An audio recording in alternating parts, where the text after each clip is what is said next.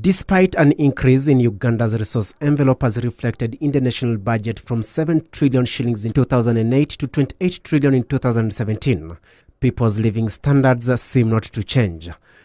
This is being blamed on resource mismanagement when it comes to expenditure, especially at local government levels. According to Gilbert Sendugwa, the head of Secretariat at Africa Freedom of Information Center, locals have not been empowered to hold their leaders accountable. Ordinary people for whom public investment is intended to benefit do not receive information about what is intended to be done, where, when, and how. And this is a big problem. The second aspect is that people have not been given power to question those who are supposed to serve them. And therefore you have more of upward accountability and less of downward accountability of the people. So I think it is time that this relationship is reversed so that people have power to influence what needs to be done and question where things seem not to be going right. Experts say lack of access to authentic information has had its impact on accountability.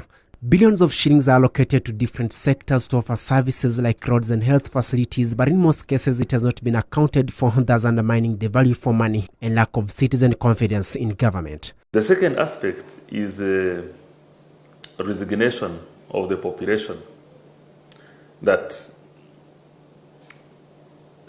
people may not see the reason why they should take action or report when things are going bad.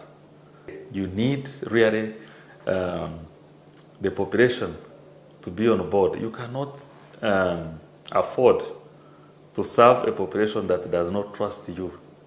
That when you're addressing them, you know, they don't believe what you're about to tell them. Now, that you are there to fight corruption, but then nobody reports to you, that they don't trust you. Sendugwa believes time is now to empower citizens and institutions set up to enforce accountability at all levels. How can you check?